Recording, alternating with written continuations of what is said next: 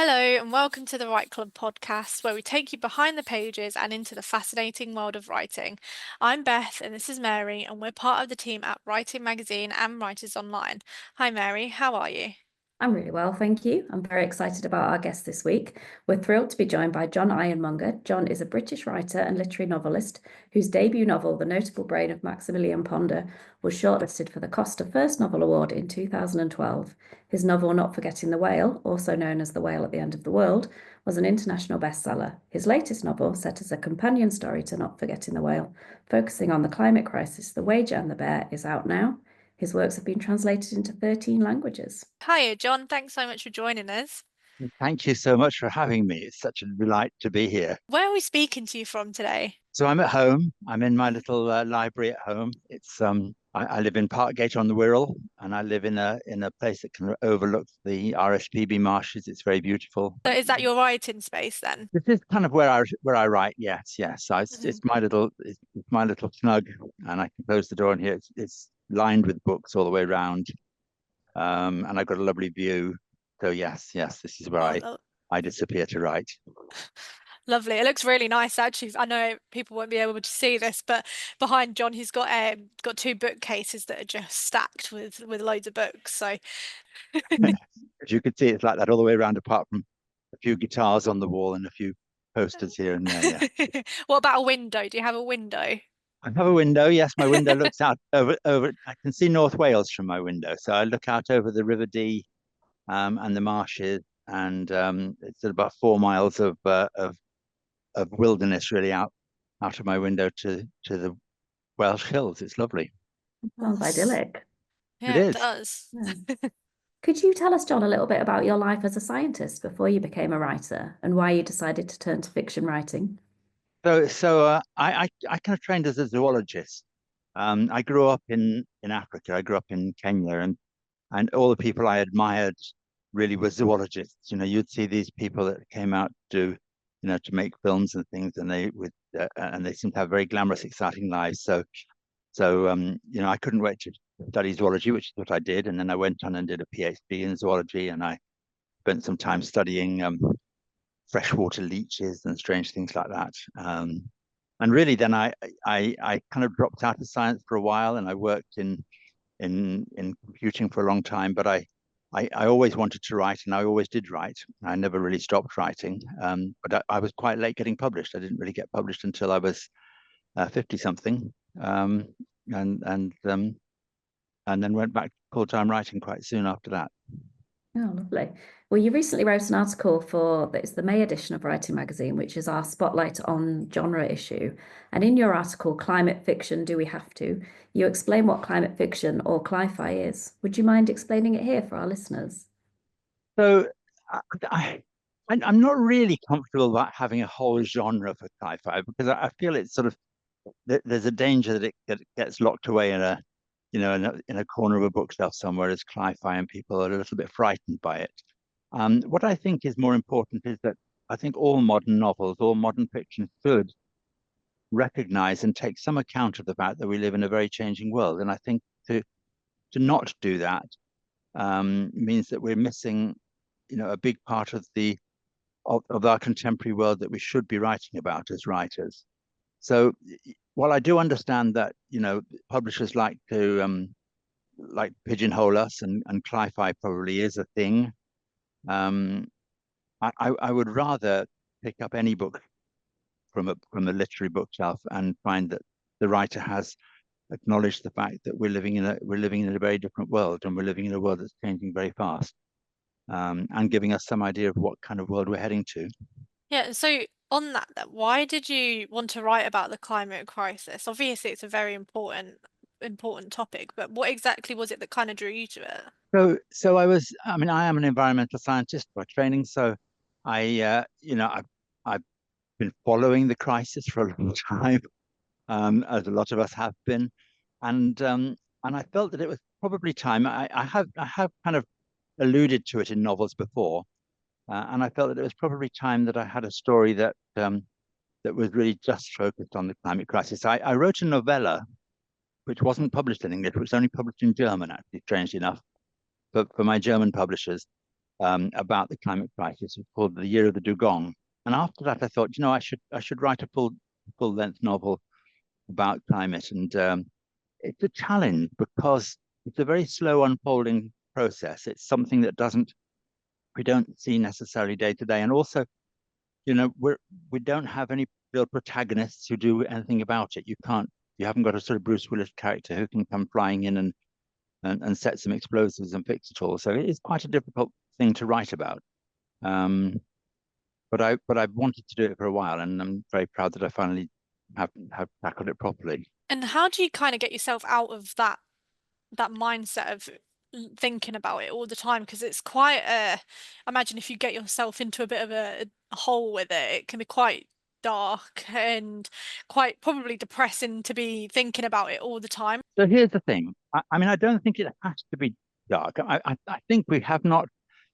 I would say we haven't reached a point as a species, as a civilization, as a world yet where we are beyond the point of no return. I think that it's danger, but there are things we can do, and I think therefore, as writers, we ought to focus on some of the things we can do, some of the things we can address, and we can address quite quickly, as a world to address and reverse the climate crisis. And I think so long as we stay positive, we don't have to get depressed by it.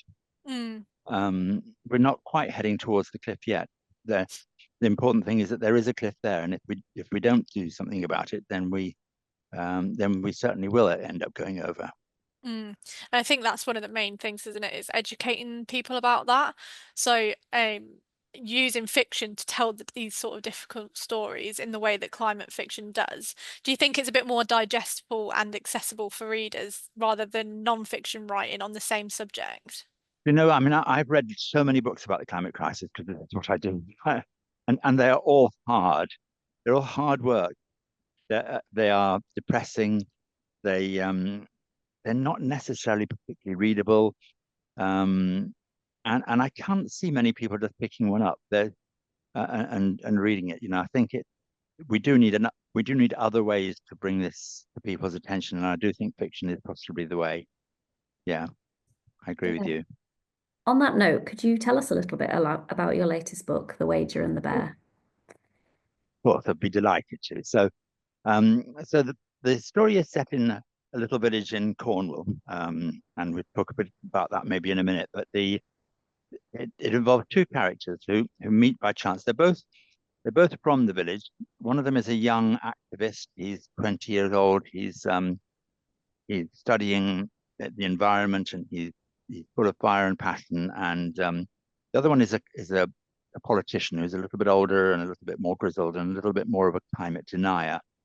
And they meet one night in a pub, and too much cider has been drunk, and the tempers sort of go out of control. And before long, they're having a full-out argument, not just about climate, but about a whole host of things, like bus routes and things like that. But it does end up with the young man, Tom, basically challenging the older man to a wager. And he says, your house on the beach, because the politician has a house on the beach. He says, I think in 50 years' time, you won't be able to go into your house without drowning because the waters will have risen. So I bet you won't be able to do that. And the older man says, that's not even a bet. If it's a proper bet, somebody has to win and somebody has to lose, and it has to be the same on both sides. So if I can go into my front room in 50 years' time without drowning, then you have to walk into the sea and drown. So they take the bet, and it's been filmed and it goes viral online and becomes a bit of a phenomenon. And over the next 50 years, we follow these two characters to see how their lives unfold, and their lives cross several times. Without giving too much away, Monty ends up as Prime Minister. Tom ends up as a sort of high-profile climate activist, and they both end up at one point on an iceberg floating down the coast of Greenland, accompanied really only by a very hungry bear. Such an interesting story, and a lovely way to span, like you said, it's such a slow-moving problem. That's the challenge, really. It has to take place over a whole lifetime. Otherwise, we don't really see these changes take place. And why did you choose to set a story with a backdrop of impending global catastrophe in a tiny Cornish village? Well, I used to live in a tiny Cornish fishing village, and I love Cornwall. I loved where I used to come. I used to live in a village called Mevagissey, if anybody knows it. And I always wanted to set stories there. I set a novel there called Not Forgetting the Whale, which was a big success for me. And I thought, well, I'll set this one in the same village. It's not a sequel. It's nothing to do with the original novel, but I just like the fact that I already created this fictional village and some of its people and some of its landscapes. So it seemed like a good place to go back to. And I wanted these two young men to come from the same place, the same town, for the story to work. And it just seemed to work well there. And it's nice to have the micro story and the macro story running along. Yes, Yeah. that's the idea. Yeah. The book sounds like an incredible concept. How did you come up with that? Well, I have to say that, I don't. This is probably the most asked question of any writer, isn't it? And I'm sure you ask it to every writer. Where do you get your ideas from? How do you come up with the story? And I don't think there's ever really an answer to that. It's just something that I don't know. I honestly don't know where it came from. I tend to write into the dark. So my son always says, "Oh, Dad, you write into the dark. You don't know what you're writing about." And he's right. I start with a clean white page and no idea of where the story's going to go. And the story just comes out of the page somehow. So yes, that's sort of It's what in happened. That's interesting, actually, the amount of people that we've spoken to on this podcast, who are like really successful authors who don't plan and they don't have an idea and they do exactly what you do and they just put the pen to paper and see where it ends up. It's I thought we'd find less people who did that, but it was really impressive.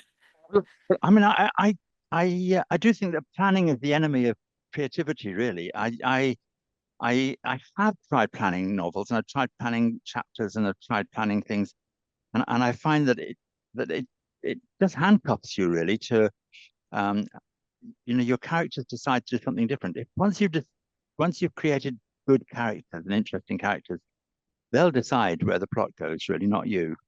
Um, I sometimes tell the story of two characters I once wrote in an earlier book. I wrote a book called The Coincidence Authority, and two characters who were going to do a car journey together, and I had them in my mind that they were going to sort of fall in love on this trip.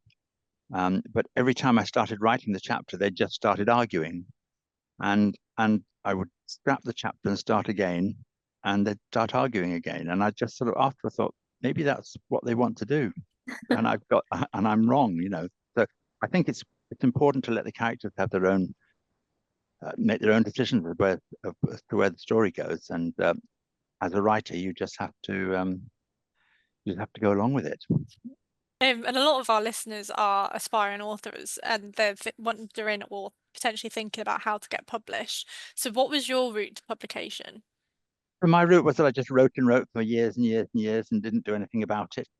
And I've written several novels that never got published, probably long lost. And one day I showed a novel to my son, and he read it and said, "Dad, you should do something about this. Send it off somewhere." And I said, "Yes, I would," but I didn't. And 2 years passed, and then I came across this manuscript on my hard drive, and I thought, maybe I should send it to an agent. And that manuscript was The Notable Brain of Maximilian Ponder, and I just on a whim I sent it off to a few agents, to three agents, and the first agent replied within a heartbeat and said, "No, thanks, we're not very interested in it." The second agent said, "But we will read it, but it'll take us a very long time. Can you be patient?" And I was patient, and I think 6 months passed, and then they sent me an email to say, "We've read it and we don't want it. Thank you very much." And the third agent didn't bother replying. It was just went very, very quiet. And it wasn't until after I'd had my two rejections that I suddenly had an email from him to say, "John, who the devil are you?" And he said, "Can I phone you?" And I wrote back, I said, "Yes, please do. Here's my number." And he phoned me and said, "Can I try and sell your novel? I love it." Oh, brilliant. And when within 2 or 3 days, it was in one of those giddying auctions, where publishers sort of offer unimaginable amounts of money for books. So yeah, that was how I got started. So it was, and I was in my 50s. I never really thought I'd be published at that point. I'd sort of given up hope of ever. Well, I say I'd given up hope, but I hadn't really tried. Yeah. So yes, I That's- would say to aspiring authors, A, don't give up, and B, don't wait until you're 55. Have a good Start early. start early, yes. Get And yourself what? get yourself a good agent. Yes, definitely. And what does a typical working day look like for you? So I I'm quite methodical. I like to write about 350 to 500 words a day, which doesn't sound very much. It's about a page a day. And I tend to do it. There's a kind of sweet spot in the evening for me, which is sort of between about 6 o'clock and 8. I think it's just a nice time of the day. There's nothing on the telly. You've had your dinner. There's no interruptions, and I can just sort of shut myself away in here and write for 2 hours, and I can easily do 350 to 500 words, and that just suits me. So the rest of the time, the rest of the day, I just mess around and I take my dog for walks and I do things that everybody else does and bits and pieces, and I tend to write in the evenings. I mean, just sometimes as a writer, you sort of get onto a roll and I can't stop. You're busy bashing away, and so those nights that I will carry on past 8, and it'll get dark, and I'll still be writing. But generally, I'm kind of quite happy about turning out a page a day. If you turn out a page a day, in a year you've got a novel. So Definitely. And when you're out, walking the dog and getting about your daily life, are you thinking about the book? Are you sort of working out problems? yeah, yeah. I think probably that is one of the penalties you pay for not planning. So since I don't plan a novel, I'm constantly thinking what happens next and trying out all different scenarios. So yes, I will be thinking about what if this happened, what if that happens. But I think in a way it's the same as you as a reader. If you're reading an interesting book, if you're reading you're thinking what's going to happen next. Oh, wonder what's about to happen. So it's the same sort of thought process. And sometimes something will suddenly come to me. I think, oh, that's a great idea, and I'll rush back and try and get it. And then maybe the characters will decide they don't like it and do something different. That's the way it is. Well, what's next for you as a writer? Are you working on something new that you can share with us?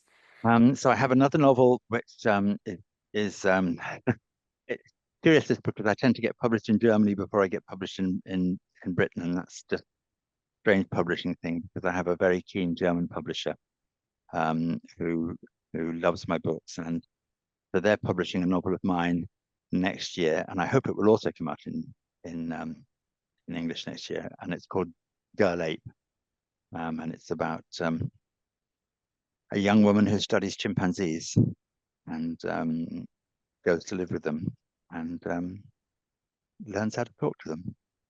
Really. Oh, sounds Yeah. fascinating. I just have a quick question on that in the on the German sort of topic.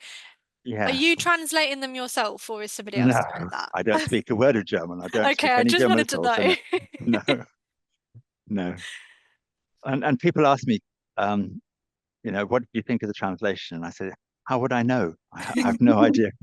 I have no idea if the translation's good or bad. But people tell me it's good, so I have to believe them. Yeah. Am I right in thinking that you used to work at Chester Zoo? No, but my wife worked at Chester Zoo. Oh, okay. My wife was she was a board member at Chester Zoo for quite a few years. Oh, okay. Yes. And I didn't work at the zoo, but I did spend a lot of time at the zoo. And she used to write an article for a weekly newspaper, the Chester Chronicle in those days, Chester Observer, I think it was, on a different animal. And I used to go into the zoo each week and photograph the animal for her because I'm sure it was photographing that she is. So and I did used to, as a zoologist, spend a lot of time when she was working at the zoo. I would just sort of go and sit and watch the chimpanzees and things. Yeah, I spent quite a lot of time at that zoo when I was younger. Did you really? Yeah, And it's a wonderful place. I don't know if you've been recently. not for a couple of years, but yeah, we used to Oh, Yearly. They're about to open an amazing new African exhibit, and I can't wait to see it. I think it's going to be super. Yeah, Oh, wow. yeah, yeah. It's a lovely zoo, and yeah, I love it very much. I did write a book. My first published book was called The Good Zoo Guide. Came out in about, I think it was 1994, and it was a guide to all the zoos in Britain. And I just drove up and down the motorway visiting every zoo, and it was and wrote the book for HarperCollins, and they yes, that was quite a fun time. After I did that, I have to say, because I'd visited so many zoos and I visited them twice each, I didn't visit a zoo for about 3 or 4 years after that. I sort of felt zooed out. Yeah, I can imagine. It's a good But way to spend your day, though, isn't it? Visiting all the zoos. yeah, and I was working full time at the time, so it was a kind of a sideline. I was doing it weekends and things like that. But yeah.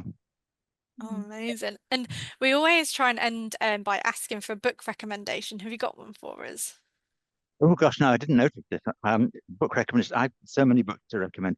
Here's a book that I always recommend to book clubs if ever they have me on a book club, and this is a book that was written in 1935.